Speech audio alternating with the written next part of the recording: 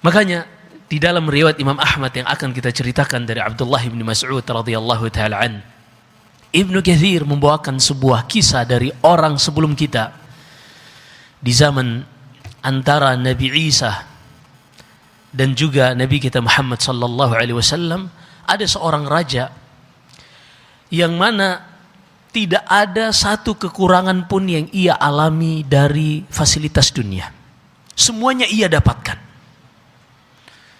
Strata sosial, istri, anak, harta, semuanya ia dapatkan.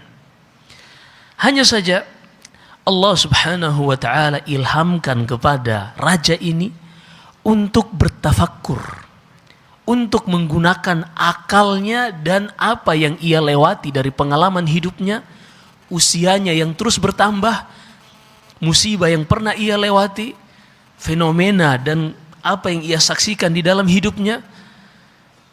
Dengan semuanya ini Allah jadikan sebagai bahan renungan untuk hamba tersebut, sehingga ia pun mulai berpikir, fa'alima anna dzalika munqati'un an, dan dia pun menyadari bahwasanya semua fasilitas yang ia miliki pada saat itu akan ia tinggalkan bersamaan dengan berakhirnya masa hidupnya di dunia ini. Karena mudah bagi orang sebenarnya untuk menyadari hal tersebut. Kita nggak usah melihat orang lain, kita cukup melihat orang tua kita atau kakek kita. Dahulu mereka kita saksikan, mereka semasa hidup bekerja banting tulang, peras keringat. Mereka sudah mengumpulkan aset. Waktu mereka habis, aset yang mereka tinggalkan mereka tidak nikmati. Yang nikmati siapa? Ahli warisnya. Yang menikmati ahli warisnya. Sampai-sampai dulu mereka tidak sempat untuk beribadah, atau sedikit waktunya yang diluangkan untuk ibadah. Kenapa? Sibuk mengejar angan-angan, sibuk mengamankan aset. Ternyata bukan dia yang menikmatinya, tapi beban hisabnya akan dibebankan kepadanya di hari kiamat kelak di hadapan Allah Subhanahu wa taala.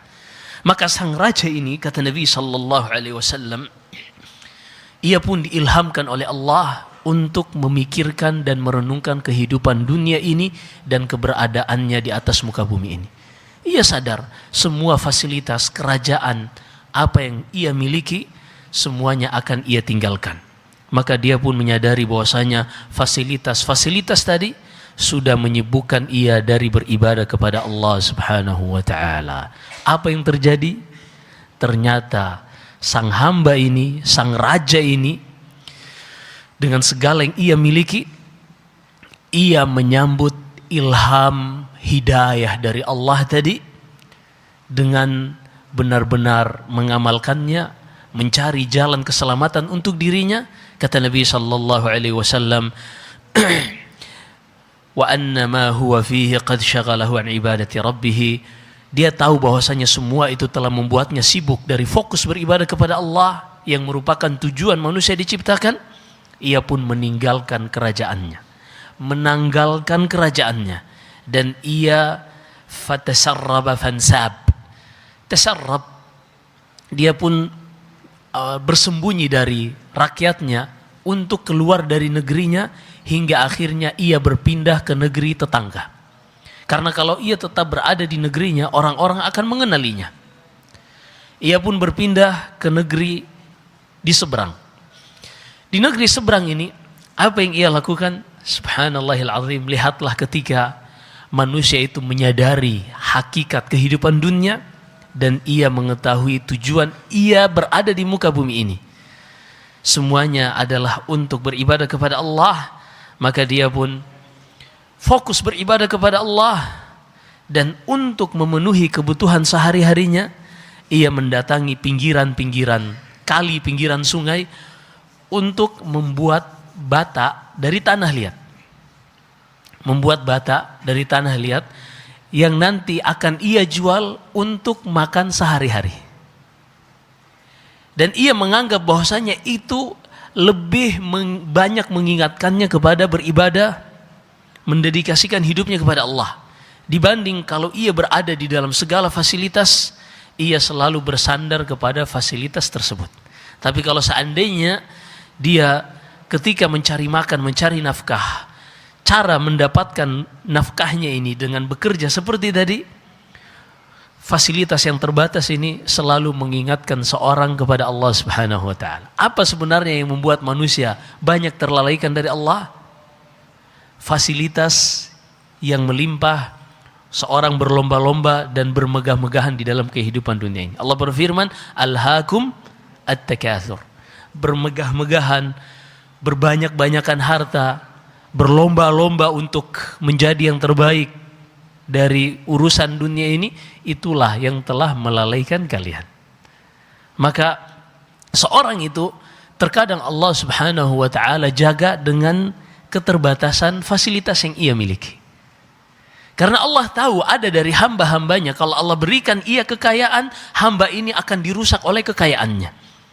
Dia akan tersibukkan dari beribadah kepada Allah, dan Allah mencintai hamba tersebut untuk beribadah kepadanya. Maka Allah batasi fasilitas dunia untuk orang tersebut. Bukan karena Allah tidak cinta hambanya ini, tapi Allah cinta hambanya ini kalau dia beribadah kepada Allah Subhanahu wa taala, bukan untuk dia tertipu oleh fasilitas dunia. Makanya berbeda kalau kita saksikan seorang anak yatim dengan seorang anak yang masih memiliki ayah. Hati anak yatim ini, hatinya direct, langsung kepada Allah Subhanahu wa taala. Adapun seorang anak yang masih memiliki orang tua, ketika misalnya ia diganggu oleh orang yang usil misalnya, anak yang memiliki orang tua, dia tahu kemana ia lapor. Karena ia memiliki fasilitas. Apa itu? Ayah yang bisa menjaganya. Atau kalau misalnya ia melihat di depannya ada jajanan misalnya, dia mau, pengen nyobain jajanan tersebut.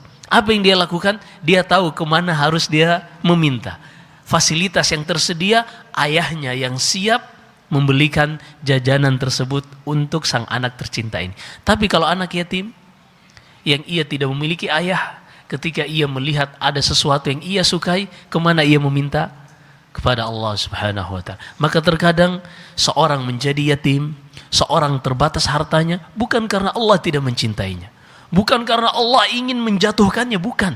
Tapi Allah menginginkan dari hamba tersebut untuk fokus beribadah kepada Allah dan tidak tertipu oleh fasilitas-fasilitas yang ada.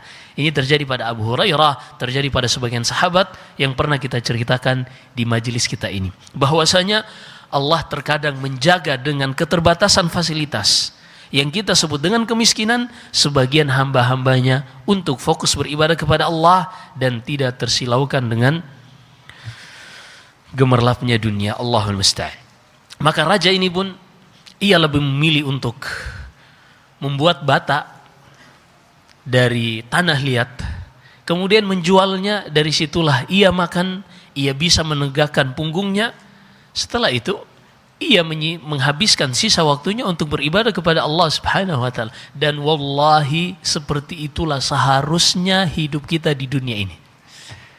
Kata Nabi sallallahu alaihi wasallam, "Syarru wi'ain mala'ahu ibnu Adam batnuh." Wadah yang paling buruk yang pernah diisi oleh manusia adalah perutnya. Diisi terus, makan, minum terus. Padahal apa kata Rasulullah?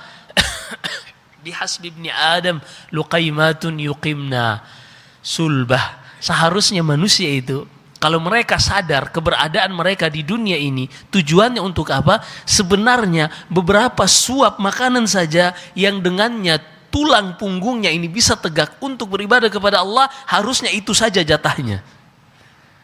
Tapi apa yang terjadi? Kita makan sampai kenyang, bahkan la ajidulahu masakan. Kita nggak bisa lagi bernapas, saking kenyangnya. Maka sadarlah bahwasanya alhaakumut takatsur, bermegah-megahan, berbanyak-banyakan harta melalaikan kalian. Kita tidak usah menunjuk orang lain, karena kitalah semua orang-orang yang sudah terlalaikan oleh fasilitas dunia ini. Sallallahu alaihi wasallam. Maka kata Rasulullah sallallahu alaihi wasallam menceritakan raja ini, ia pun melakukan rutinitas kegiatan sehari-hari ini, membuat bata. Dari bata yang ia buat ini, dari situ, dari hasil penjualannya ia makan. Perhatikan di sini. Ia makan. Adapun yang lebih Misalnya sehari dia bisa dapat 100.000 misalnya, ternyata untuk membeli makanan cukup hari itu dengan 75.000. Kata Nabi SAW, wa yatasaddaqu bil fadl. Sisanya 25.000 tersebut disedekahkan. Allahu Akbar. Cukup makanannya untuk hari itu saja. Dan ini dilakukan oleh banyak sahabat Nabi SAW. Mereka berusaha membiasakan diri untuk tidak menyisakan makanan pada hari itu. Adapun besok, urusannya besok. Dan dengan seperti itulah seorang lebih bertawakal kepada Allah Subhanahu wa taala. Adapun kita di zaman sekarang diuji dengan misalnya, ini mohon maaf tanpa menyinggung profesi, seorang karyawan misalnya, pegawai, baik itu pegawai negeri ataupun pegawai swasta, yang dia sudah tahu nanti akan ada gaji di awal bulan atau akhir bulan, maka mau tidak mau tawakalnya itu akan lebih kecil dibanding seorang yang pedagang keliling misalnya.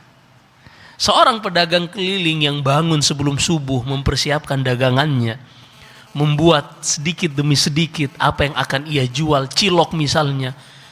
Kemudian ketika ia memuatnya di gerobak dan mendorong langkah demi langkah, ini selalu roda dari gerobaknya ini bergulir bersamaan dengan tawakal, tasbih, takbir, istighfar. Tidak mungkin sama di sisi Allah. Wallahi tidak mungkin sama. Tidak akan sama seorang yang mencari rezekinya ini, menjemput rezekinya dengan keringat yang sangat meletihkan, dengan orang yang berdasi kemudian dengan segala fasilitas. Gak akan sama. Masing-masing ada hisabnya di sisi Allah Subhanahu wa ta'ala. Seorang yang mengumpulkan harta dunia dengan segala fasilitasnya, semuanya dimanjakan oleh fasilitas, tidak akan sama. Misalnya seorang ibu rumah tangga misalnya, yang ia untuk membantu suaminya dan anak-anaknya mencuci baju dengan tangannya sendiri, kemudian memasak, menyetrika dengan tangannya sendiri, nggak akan sama dengan ibu-ibu milenial yang semuanya sudah tersedia dengan mesin. Makanya suatu saat Fatimah radhiyallahu anha di dalam Sahih Bukhari, ia datang mengadukan kehidupannya di dalam rumah tangganya bersama Ali bin Abi Thalib, yang setiap hari Fatimah ini mendatangi ayahnya menceritakan, wahai ayahku, ini tanganku udah sangat kasar. Karena zaman dahulu seorang wanita kalau mau masak dia harus yathad, menggiling, menghaluskan gandum terlebih dahulu. Baru setelah itu dibuat adonan roti lalu dibakar. Ini dilakukan secara manual karena zaman itu nggak ada rumah makan yang menyediakan fresh, tersedia sudah matang misalnya, nggak ada. Maka seorang ibu, seorang istri pada saat itu, mereka melakukan semuanya ini dari A sampai Z. Dari masih biji gandum sampai matang jadi roti yang layak untuk dikonsumsi. Datanglah Fatimah, anak Rasulullah SAW, kepada ayahnya, mengeluhkan hidupnya ini dan meminta untuk diberikan budak yang bisa membantunya mengerjakan kesehariannya. Subhanallah. Kira-kira Rasulullah SAW sebagai kepala negara, sebagai nabi, sebagai ayah, gimana perasaannya untuk anaknya ini? Apakah dia membiarkan anaknya tersiksa atau dia menginginkan yang terbaik untuk anaknya? Pasti dia menginginkan yang terbaik untuk anaknya. Apa yang dilakukan oleh Rasulullah? Apakah diberikan apa yang diinginkan oleh anaknya? Ternyata Rasulullah menginginkan yang terbaik bagi Fatimah. Kata Rasulullah, maukah kalian, yaitu engkau dan suamimu, aku beritahukan kepada suatu amalan khairun lakum min khadim, yang kalau kalian amalkan apa yang aku ajarkan ini, pahalanya lebih baik untuk kalian dibanding hanya mendapatkan seorang pembantu.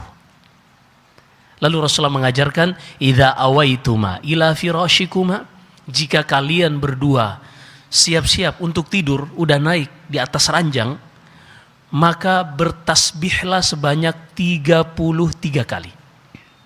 Mengucapkan subhanallah, subhanallah, subhanallah 33 kali. Kemudian bertahmid, mengucapkan alhamdulillah 33 kali. Kemudian ucapkanlah takbir Allahu Akbar 34 kali. Kalau kalian melakukan hal tersebut, lebih baik bagi kalian dari khadim. Berarti seorang wanita yang menjalani hidupnya ridha dengan apa yang Allah tetapkan, tanpa harus mendapatkan fasilitas yang bisa membanjakan, kalau dia mengharapkan semuanya pahala di sisi Allah, maka tidak akan ada yang sia-sia di sisi Allah Subhanahu wa taala. Tapi kalau seandainya dia menginginkan fasilitas, sah-sah saja. Karena Rasulullah tidak melarang anaknya untuk mendapatkan pembantu, hanya saja Rasulullah menunjukkan mereka kepada yang lebih baik hanya dari sekadar pembantu. Kalau seorang membutuhkan pembantu, istrinya membutuhkan pembantu, karena memang strata sosialnya demikian, maka tidak mengapa. Dan ini bahkan disebutkan di antara al-kufu, kesetaraan wajib diberikan oleh suaminya jika sang istri ini terbiasa sejak kecil dilayani oleh pembantu. Baik. Raja ini pun menjalani hidupnya demikian. Ia beribadah, bekerja, yang lebih ia sedekahkan. Kemudian seterusnya hingga akhirnya orang-orang mulai mengenalnya. Mengenal dia ini seorang ahli ibadah. Dan tidak lama berselang, ternyata informasi tentang mantan raja ini yang telah menjadi ahli ibadah sampai kepada raja yang berada di negeri tersebut. Sampai kepada raja yang berada di negeri tersebut. Sang raja ini pun penasaran. Dia pun memerintahkan kepada pasukannya atau prajuritnya untuk mendatangkan orang tadi, ahli ibadah tadi, dan dia tidak diketahui bahwasanya dia seorang raja. Ternyata karena dia punya mindset seorang raja dan tidak merasa rendah di depan sesama manusia walaupun dia raja, walaupun dia memiliki jabatan, dia mengatakan nggak mau dia diajak menjumpai sang raja. Mohon maaf. Ditolak permintaan sang raja untuk mendatangkan ia di istana raja. Sang raja ini semakin penasaran. Kok bisa-bisanya dia menolak panggilan seorang raja? Hingga akhirnya sang raja ini begitu penasaran, ia pun datang langsung sendirian. Datang langsung dengan pasukannya untuk melihat sendiri tentang orang ini. Ketika sang ahli ibadah, mantan raja ini melihat sang raja datang, dia pun berusaha berlari. Dia tidak ingin orang-orang mengetahui siapa dia. Karena memang niatnya untuk Allah. Dia nggak butuh followers. Dia nggak butuh viewers yang banyak. Karena dia nggak pasang AdSense. Dia nggak memonetize akunnya. Allahul Musta'an. Dia benar-benar menyadari kehidupan dunia ini sebentar. Kita akan kembali kepada Allah. Fasilitas yang ada hanya melalaikan. Maka dia pun sudah selesai dari kehidupan seperti itu. Ini orang kaya lama, mantan orang kaya yang dia nggak mau kaya gitu loh. Dia sadar itu melalaikan. Ini beda dengan OKB, orang kaya baru yang semuanya pengen dipamerkan. Allahul Musta'an. Ketika sang raja datang, dia berlari. Sang raja semakin penasaran, dikejar. Hingga akhirnya sang raja ini memanggilnya, ya fulan, wahai fulan, berhenti. Tidak ada kesalahan dan tidak ada hukuman bagimu. Artinya aku datang dengan cara damai, bukan untuk mencari-cari kesalahan bagimu. Akhirnya setelah ahli ibadah tadi mendengar hal tersebut, dia pun berhenti. Sang raja menyusulnya. Ketika bertemu, dia nanya. Sang raja ini bertanya kepada mantan raja tadi, man anta rahimakallah? Engkau ini sebenarnya siapa? Kok hidupmu zuhud banget? Dan engkau seorang yang benar-benar mendedikasikan hidupmu untuk beribadah kepada Allah. Bekerja secukupnya. Mendapatkan upah kalau habis. Kalau setelah alokasi untuk makan masih ada sisanya, engkau sedekahkan. Engkau ini siapa? Hebat banget tawakalnya. Dia pun mengatakan, ana fulan bin fulan. Aku adalah si fulan bin fulan, raja negeri seberang. Dan aku ketika melihat fasilitas yang ada di sekitarku, Aku sadar bahwasanya semuanya itu akan aku tinggalkan. Dan yang aku bawa menghadap Allah hanyalah amalanku sendiri.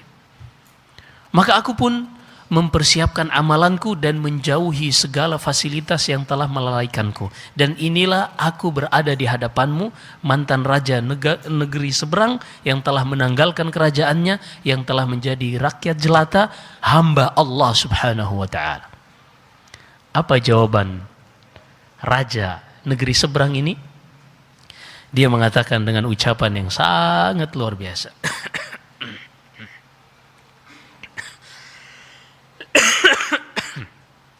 Ia mengatakan, ma anta bi ahwaja minni ila ma sana'ta. Wahai fulan, ketahuilah, engkau dengan apa yang engkau lakukan bukanlah orang yang lebih butuh daripada aku untuk melakukan sepertimu. Artinya, engkau sebagai hamba Allah memang harus melakukan seperti itu. Dan aku pun sebagai hamba Allah akan melakukan seperti apa yang kau lakukan. Akhirnya keduanya pun fokus beribadah kepada Allah, menanggalkan kerajaan-kerajaan dan fasilitas yang mereka miliki. Ini raja nih, luar biasa. Pemimpin tertinggi dalam suatu negara kerajaan. Itu raja. Makanya aneh kalau ada orang yang memperebutkan untuk menjadi pemimpin sampai harus membuat fitnah dan seterusnya. Nasallahu salam al-afiyah. Sementara hamba-hamba pilihan Allah, mereka meninggalkan apa yang diperebutkan oleh orang-orang tersebut. Subhanallahil azim. Perhatikan di sini.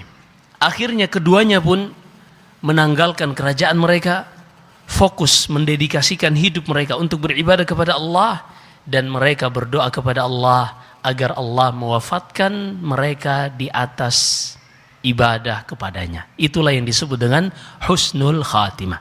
Di dalam riwayat Imam Ahmad dan juga Imam Tirmidzi dari hadis Anas bin Malik radhiyallahu taala an, Nabi sallallahu alaihi wasallam bersabda, dengarkan hadis ini dan selalu jadikan pegangan di dalam kita memperbaiki diri dalam kehidupan ini. Kata Rasulullah, "Man yuridillahu bihi khairan ista'malah." Siapa saja yang Allah inginkan baginya kebaikan, Allah akan pakai orang tersebut. Qalu kaifa ista'mala ya Rasulullah? Sahabat bertanya, ya Rasulullah, bagaimana Allah memakai seorang hamba? Apa kata Rasulullah?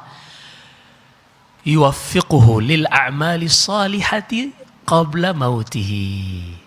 Allah akan berikan taufik, ilham, hidayah kepada hamba tersebut di akhir-akhir kehidupannya untuk melakukan amal saleh. Kemudian Allah mewafatkan hamba tersebut di atas amal saleh. Maka ketahuilah, yang dinilai dari usia kita, dari start sampai finish, bukanlah pada garis start, bukan pula pada garis pertengahan. Tapi yang dinilai dari amalan kita adalah di akhir usia kita. Inna ahadakum, kata Nabi sallallahu alaihi wasallam, la ya'malu bi'amali ahli al-jannah hatta ma yakunu bainaha wa bainahu illa dhira'. Fayasbiqu alaihi alkitab fayamalu bi'amali ahli an-nar fayadkhuluha. Dalam hadis Abdullah bin Mas'ud dalam Sahih Bukhari dan Sahih Muslim, Nabi sallallahu alaihi wasallam bersabda, ada sebagian manusia yang kesehariannya mereka melakukan amalan-amalan penduduk surga, amalan-amalan ketaatan, tapi itu yang ia tampakkan di tengah-tengah manusia, dan ia menyembunyikan kebusukan di dalam hatinya. Di akhir kehidupannya Allah subhanahu wa ta'ala bongkar kebusukan di dalam hatinya ini, sehingga ia beramal dengan amalan penduduk neraka. Kemudian ia diwafatkan di atas amalan tersebut, dia pun menjadi penghuni neraka wal'iyadzubillah.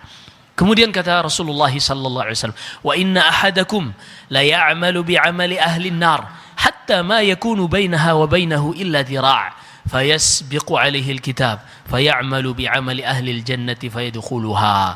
Ada sebagian di antara kalian yang kesehariannya melakukan amalan penduduk neraka, melakukan dosa dan kesalahan, tapi Allah tahu hamba ini ada kejujuran di dalam hatinya.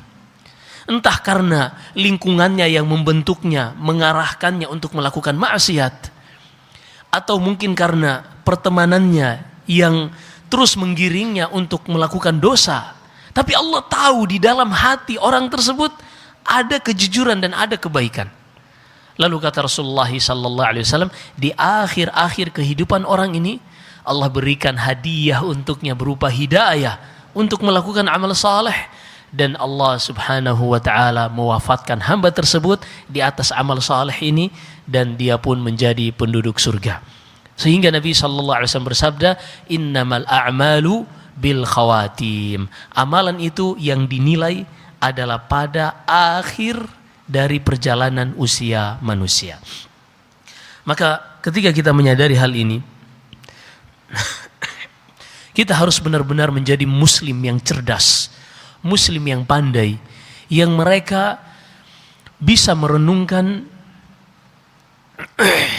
bertafakkur, memikirkan keberadaan mereka di dunia ini. Allah Subhanahu wa taala menakdirkan kita berada di muka bumi ini bukan hanya untuk bersenang-senang, makan, minum, terlalai dengan gemerlapnya dunia, tersibukkan dengan fasilitas dunia, setiap hari sibuk kerja, ketika datang weekend sibuk mancing atau menyalurkan hobinya. Kapan belajarnya? Kapan kita mau ngaji? Dahulu para salaf ketika menyadari bahwasannya semua fasilitas dunia ini akan ditinggalkan dan yang mereka bawa hanyalah amalan mereka. Disebutkan dalam biografi Abdullah bin Idris, ketika beliau sakaratul maut, anak perempuannya yang berada di sampingnya menangis. Kata Abdullah bin Idris, "La tabki ya bunayyati." Jangan menangis wahai anak perempuanku. Karena demi Allah, laqad khatamtu fi hadhihi zawiyati 4,000 khatmah. Karena aku telah mengkhatamkan di kamar ini dalam rangka menjumpai sakaratul maut ini 4.000 kali khatam Al-Quran. Persiapan yang luar biasa. Kita setahun saja sudah bangganya luar biasa. Itu pun kalau bacaannya benar. Soalnya masih Iqra 3. Iqra 4 belum maju-maju. Lah kemana?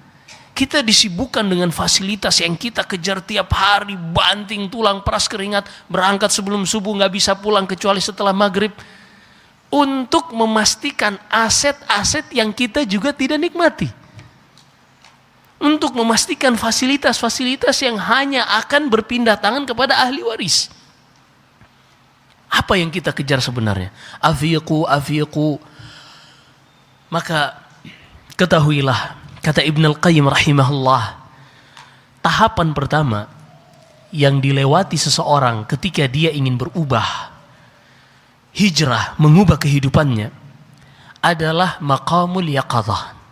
Seorang itu bangun dari kelalaiannya. Dia harus sadar bahwasanya selama ini dia lalai. Kalau kita ingin melihat sejauh mana kelalaian kita, ukur diri kita dengan Al-Quran. Satu-satunya jalan yang bisa menyelamatkan kita kembali kepada Allah Subhanahu wa taala hanyalah Al-Quran. Allah sudah tutup semua jalur yang bisa menyelamatkan manusia kembali ke surga kecuali hanya Al-Quran. Tidak ada lagi seorang yang misalnya masuk ke dalam goa, dia bertapa, kemudian tiba-tiba datang kepadanya wangsit, sudah tidak ada. Dengan wafatnya Rasulullah terputuslah wahyu dari langit. Allah berfirman dalam surat Al-Ahzab, "Ma kana Muhammadun aba ahadin min rijalikum walakin Rasulullahi wa khataman nabiyyin." Muhammad adalah penutup para nabi dan rasul.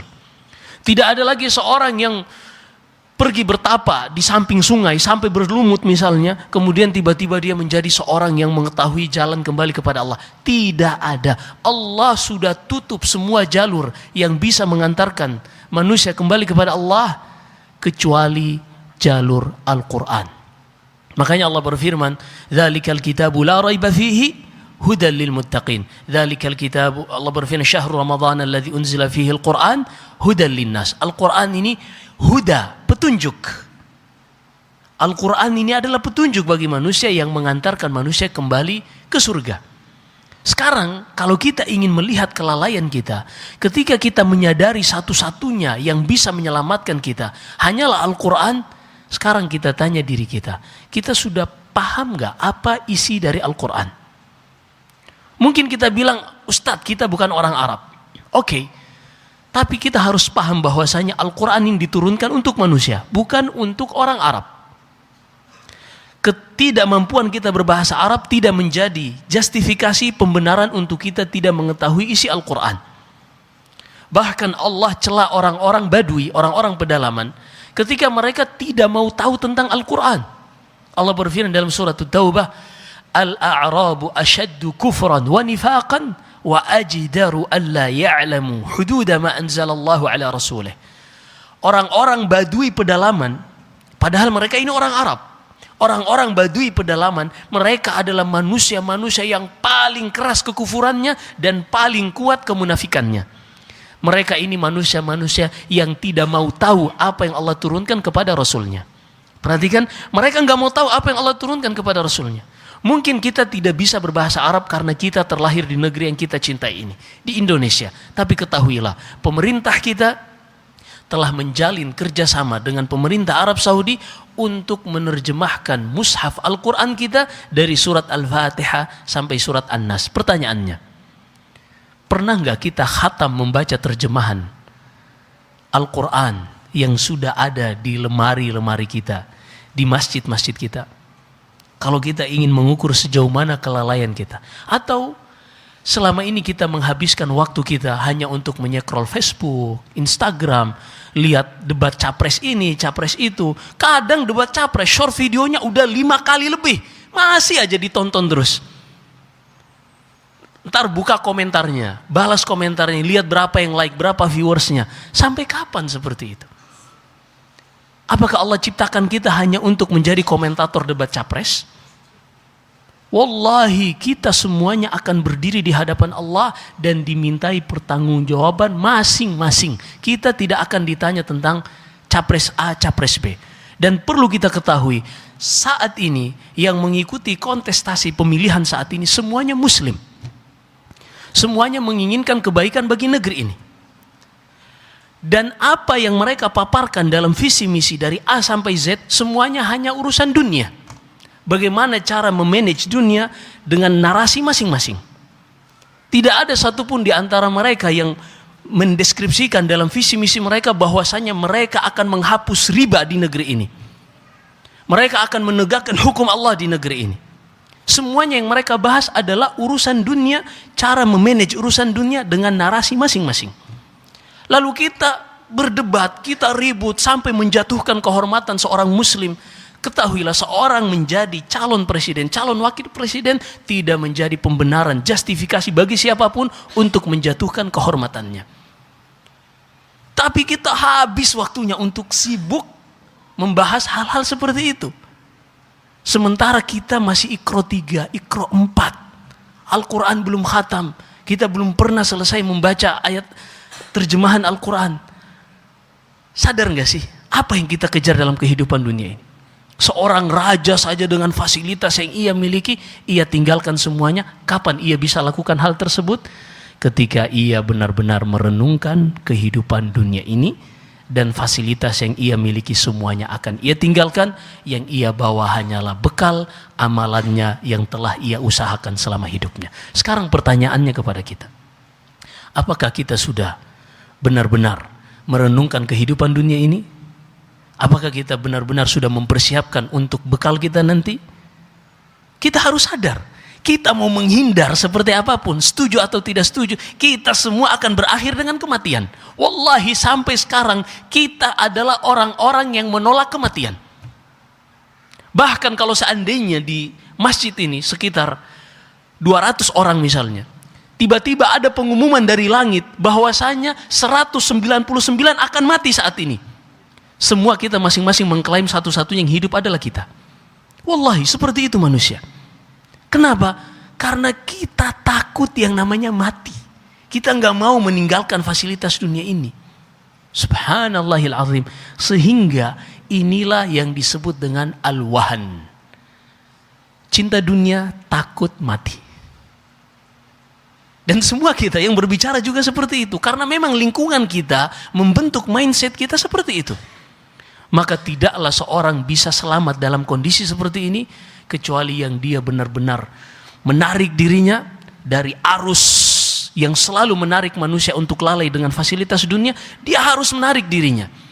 Bahkan Nabi SAW mengabarkan dalam hadis Abu Sa'id Al-Khudri dalam Sahih Bukhari, yushiku an yakuna khaira malil muslim ghanamun yatba'u biha sya'af al-jibal wa mawaqi' al-qatar yafirru bidinihi minal fitan. Kata Rasulullah, akan datang nanti suatu masa manusia yang benar-benar memikirkan agamanya, dia akan berlari ke gunung-gunung. Dengan harta terbaiknya ia membawa kambing. Kambing ini bukan investasi terbaik pada zaman Rasulullah, karena pengembala kambing mereka simbol orang miskin. Makanya di hari kiamat kelak, menjelang hari kiamat, mereka menjadi kaya, menunjukkan harta itu sangat banyak, sampai pengembala kambing yang merupakan simbol kemiskinan, mereka pun ikut kaya. Saking banyaknya harta menjelang hari kiamat kelak. Tapi ketika seorang ingin menjaga, menyelamatkan agamanya, dia pun terpaksa harus keluar dari arus yang terus menggiring manusia untuk lalai dengan dunia. Mereka terpaksa tinggal di gunung-gunung, menjauh dari fasilitas kota yang memanjakan, menjauh dari fitnah yang ada di kerumunan manusia. Semuanya itu, kata Rasulullah, yafirru bidinihi minal fitan. Dia berusaha berlari dari manusia, dari fitnah, hanya untuk menjaga agamanya. Maka kita hari ini yang mendengarkan hadis ini, kita harus berpikir, mau sampai kapan kita lalai? Kita harus menarik diri kita. Apa iya kita kerja di pagi hari sampai sore seperti keledai, kerja, dan di malam hari seperti bangkai, tidur, dan tidur. Sampai kapan seperti itu? Kita lanjutkan insyaAllah setelah adzan sepertinya, karena isyanya semakin mepet. Dan kita sepakat untuk selesai jam 8. Udah adzan ya? Kita lanjutkan habis azan. Baik.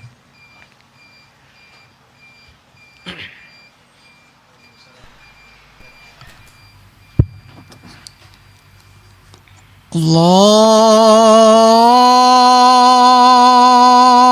Akbar, Allahu Akbar.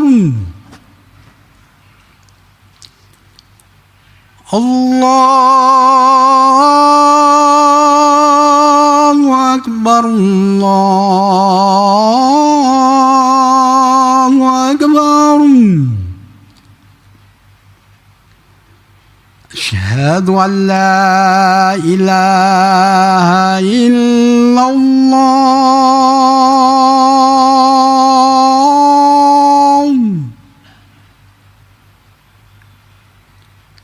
Asyhadu an la ilaha illallah.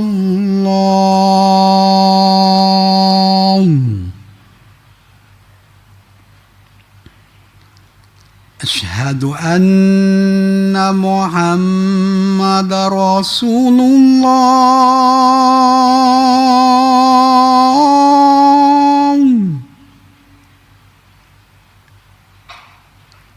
Asyhadu anna Muhammadar Rasulullah.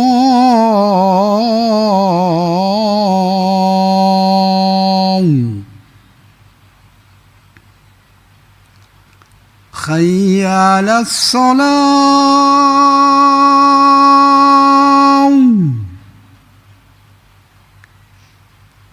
Hayya 'alas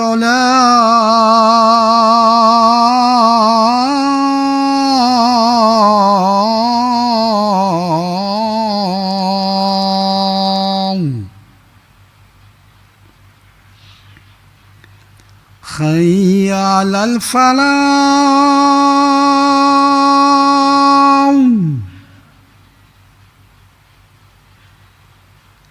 Hayya 'alal falah.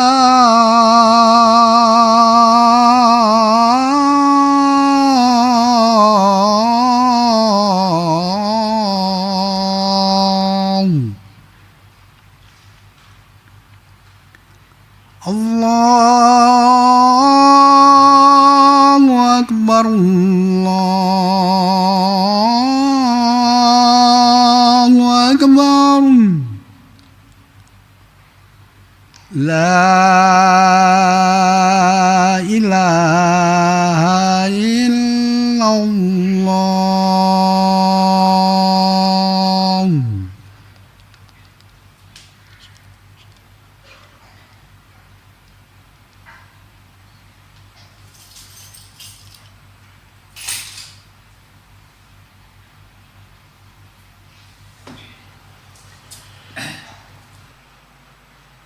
Di dalam kita menjalani proses merenungkan kehidupan dunia ini, menyadari keberadaan kita di muka bumi ini, kita juga harus menyadari bahwasanya di dalam kehidupan dunia ini ada takdir, ketetapan Allah yang berlaku pada kita. Apa maksudnya? Ketika Allah sudah takdirkan seorang akan menjadi kaya, maka seperti apapun ia berlari, maka kekayaan itu akan mendatanginya. Rezekinya akan mendatanginya. Bagaimana itu? Ia akan selalu terilhamkan untuk melakukan sesuatu yang membuatnya mendapatkan apa yang telah ia tetapkan untuknya. Maka seorang muslim ketika ia ingin benar-benar menjadikan hidupnya ini dan segala fasilitasnya, fasilitas yang Allah berikan di dalam kehidupan dunia ini, tidak melalaikannya dari Allah, ternyata dahulu Rasulullah SAW dan sahabatnya, mereka lah yang pertama kali mencontohkan bagaimana agar harta ini yang kalau Allah sudah takdirkan kita nggak akan bisa menghindar. Jadi kalau seorang ditakdirkan kayak dia nggak akan bisa menghindar. Sebaliknya kalau Allah sudah takdirkan seorang miskin, mau dia tempuh dengan segala cara, dia akan tetap miskin. Lalu bagaimana misalnya ketika seorang sudah terlanjur memiliki harta, kekayaan, aset yang dia tidak bisa menghindar darinya, apa yang harus ia lakukan agar aset-aset ini tidak menjadi beban baginya di hari kiamat kelak? Karena seorang semakin banyak mengambil fasilitas dunia, maka hisabnya semakin panjang di sisi Allah Subhanahu wa taala. Makanya kata Rasulullah, al-fuqara yadkhuluna al-jannata bi 500 sanatin qabla al-aghniya. Orang-orang miskin, orang-orang fakir, mereka masuk surga sudah menikmati kenikmatan di dalam surga, hidangan, sungai yang mengalir, kebun-kebun yang indah, dalam keadaan orang-orang kaya masih menjalani hisab. Mereka 500 tahun lebih cepat masuk surga dibanding orang-orang kaya. Ini orang miskin yang bersabar. Lalu bagaimana sesuatu yang kita tidak bisa hindari? Kalau Allah sudah takdirkan kaya, aset-aset itu akan berada di dalam kepemilikan kita. Lalu apa yang harus kita lakukan? Nah, disinilah pentingnya belajar. Dipahami ya? Jadi kalau Allah sudah takdirkan seorang itu kaya, mau dia berlari ke ujung dunia pun, rezekinya akan sampai kepadanya, aset-aset itu akan berada di dalam kepemilikannya. Lalu apa yang harus ia lakukan sementara ia tidak mau hisabnya diberatkan oleh hal-hal ini? Pernah ditanyakan oleh Umar bin Khattab radhiyallahu anhu. Di dalam Sahih Bukhari, Umar suatu saat mendatangi Rasulullah dengan mengatakan, "Ya Rasulullah, asabtu ardan bi Khaybar." Wahai Rasulullah, aku mendapatkan pembagian ghanimah tanah di daerah Khaybar. Khaybar ini tempat yang subur, banyak mata air. Di tahun ke-7 Hijriah, Rasulullah bersama sahabatnya berhasil menaklukkan Khaybar ini, dan harta Khaybar ini menjadi pembagian bagi kaum muslimin. Umar bin Khattab salah satu yang mendapatkan tanah yang sangat subur.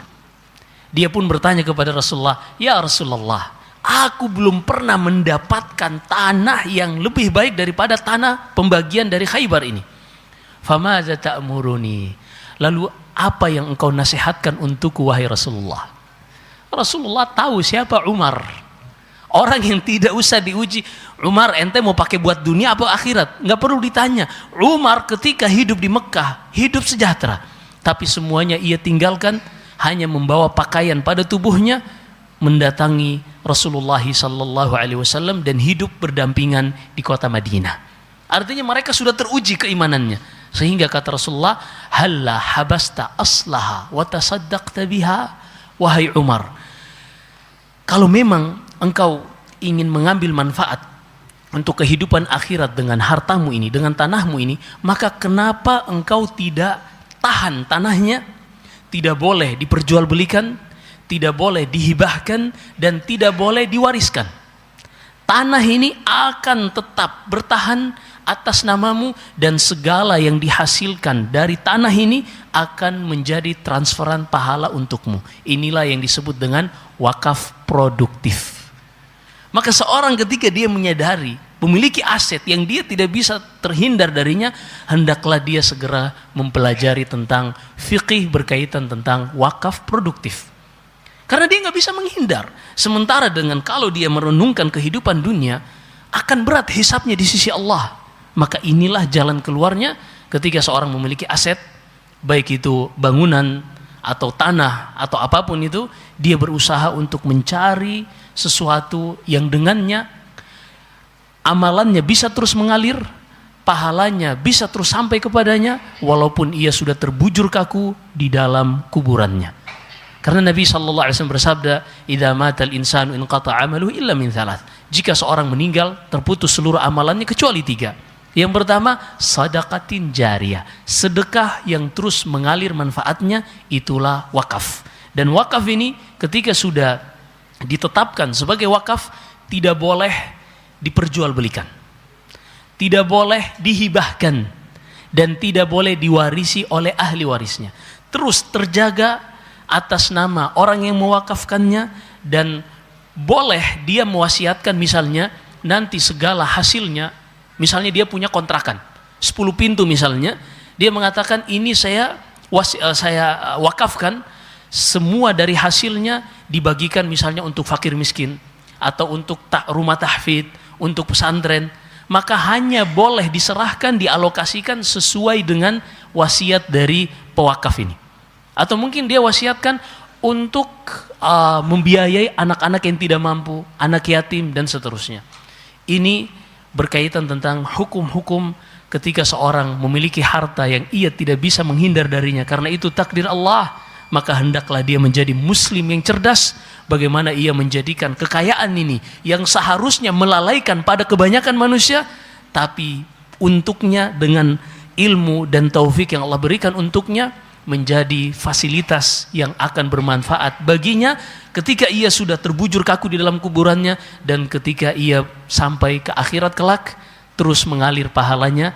Itulah yang diharapkan oleh seorang muslim ketika pahala amalannya lebih panjang daripada usia hidupnya di dunia ini. Jadilah muslim yang cerdas, yang dia mempelajari tentang syariat Allah Subhanahu wa taala. Semoga apa yang kita dengarkan menjadi pelajaran bagi kita dan memberikan motivasi bagi kita.